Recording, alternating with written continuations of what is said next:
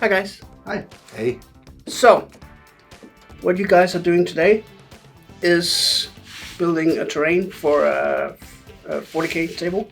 What we would like you to do is do it in this type of like in the same way that I did the basis for this one, because that's gonna be the theme for at least 3 of our armies for Arena of Escalation. Excellent. Yeah. So rusty, rubble, ruins. So, the mission is to build an escalation arena table in a rusty style, and the constraints are you give me just this rock to cut with. Yeah. Is that right? Yep. Okay.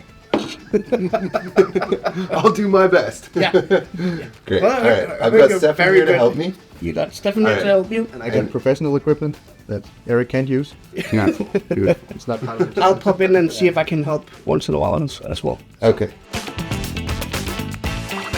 Let's design some buildings on paper first. We've also got these little moldy bits, which are sort of detail pieces that go on top of some of the plastic tanks that we got here, which are water bottles and things like that. So let's pour some stuff in here, get this curing, and then we can, when we come back to that later, those will be ready for us. Generally speaking, we want a L-shaped ruin, something like this, and how to make that more interesting. Well, I think we can do some more interesting windows. So one way to do that is a little Gothic Arch. And if we add some layering to that Gothic Arch, we'll get even more detail. And then if we separate those column-like pieces, then we get even more detail indeed. The first thing that I want to do is transfer some of these ideas. What we'll do is we'll make jigs for a couple different arches and Gothic arch shapes on this chipboard, which I brought from home. And then we'll cut that out. We'll start cutting some foam things. We'll start slapping together some pieces, and we'll see how it looks.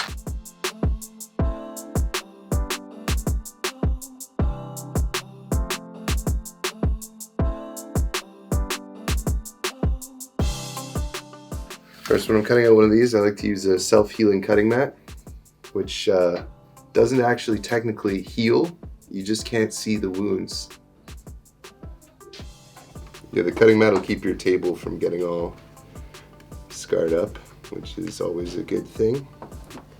But one thing you need to be careful for is don't leave your hot glue on the cutting mat, or it'll bubble up.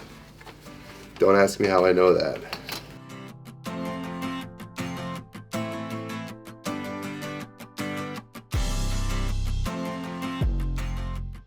Okay, it's time to add the jigs. So I brought some push pins here from home. These are Canadian specialty push pins. And then when you have like 6 like this, it actually will sit flat. So you can still slide it on the machine if you want to. But I usually just will hold it and hover it. So will you usually cut it on the backside? You're lining them up? You gotta line up too. Okay. Because otherwise the wire will It will bend, and the backside will be totally blown out. Yeah. And it won't look right at all. See, that's a very good tip. You got to cut them in duplicate, or your jigs are worthless, basically.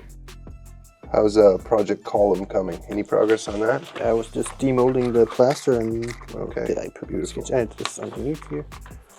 Good. Yep. Is that thing plugged in? Does anyone know? It is. It's just turned on. Tremendous. So the first thing I'm going to do is I'm going to get the blade sort of hooked right on here, and I'm going to cut across. So you don't get a nice clean piece here. And I'm kind of pulling on it a little bit so that I'm really hugging both sides of the jig. Boom! A nice clean Gothic arch. Let's make a bunch more. Cue montage.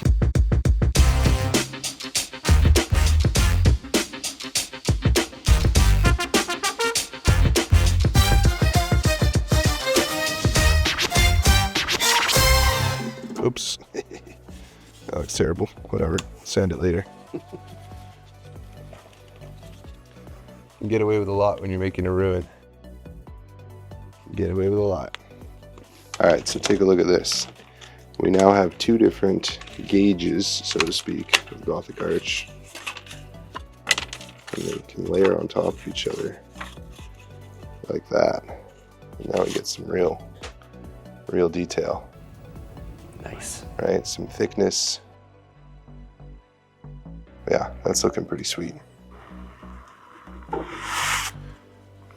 But then watch this. We can just do.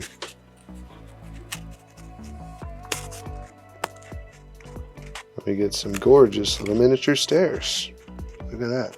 And if we square off the other side before we offset, then we'll make another stair set on the other side and just cut it in the middle and get two stairs. 2 hours later.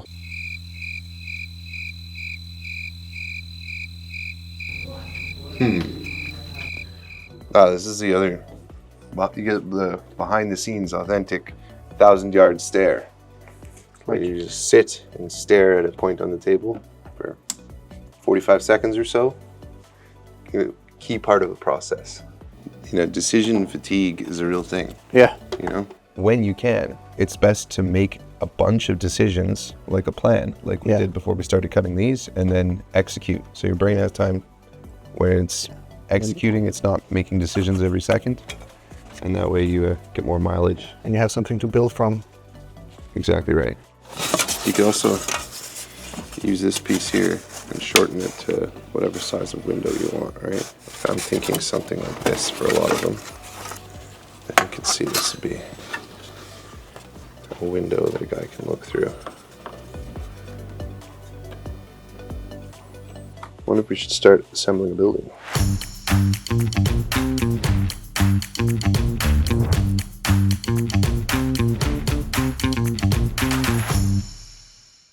Actually, you know what I'm going to do? I'm going to use a little bit of toothpick action just to reinforce here, because I think it's a good spot for reinforcement.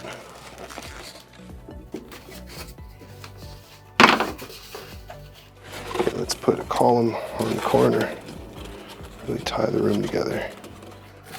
Definitely a good spot for more toothpicks.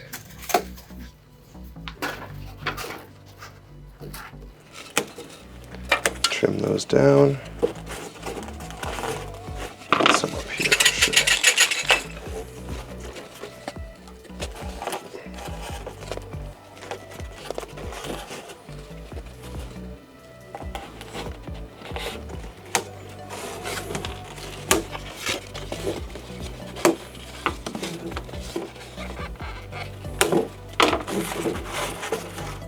And this is looking tremendous.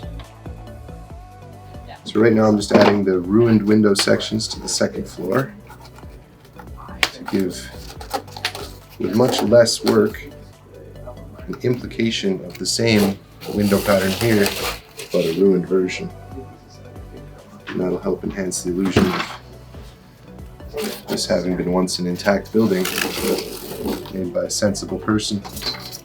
And then, as a stylistic decoration to add cohesion from the top to the bottom, I'm running these column details all the way across. Kind of eyeball where this one is broken, break it at about the same place. Today's mantra is, doesn't have to be too precise because it's a ruin. I try to avoid the ones that require precision because it's much more fun to be a little bit fast and loose with it.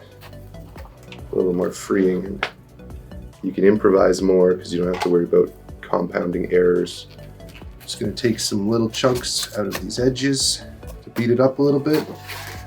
And the basic structure, the first one is done.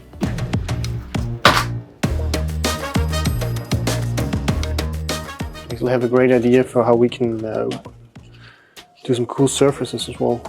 We cover them with a thin layer of plaster, let it cure, and then just break pieces into it, like for the bottom floor or the edge. Look at these caked, like cement that's been broken up and cracked. I like that. And it's pretty fast to do. That'd be lovely. That's such a good move. Yeah, I love taking plaster and bashing it up Yeah. like that. Like, Plaster's amazing. such a good building block.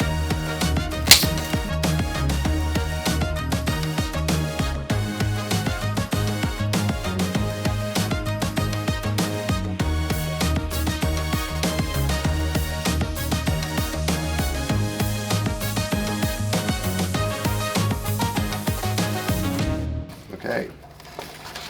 2 buildings left, 2 buildings down. Steffen and Thomas in the studio painted the terrain, starting with our foam-safe terrain sprays from the Game Master range before putting Warpaint's Fnatic effects to use, relying heavily on dark rust and fresh rust. I think you'll all agree back home that it looks amazing.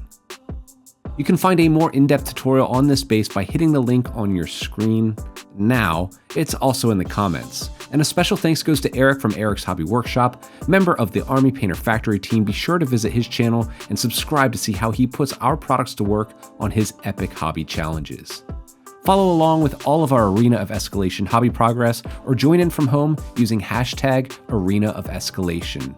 And to learn more about the amazing products used in this tutorial from our Warpaint's Fnatic range, as well as our industry-leading speed paints, Warpaint's Air, color primers, and our full range of high-quality paints and accessories designed to make miniature painting simple, fast, and fun, learn more at your friendly local game store, preferred online retailer, or at www.thearmypainter.com.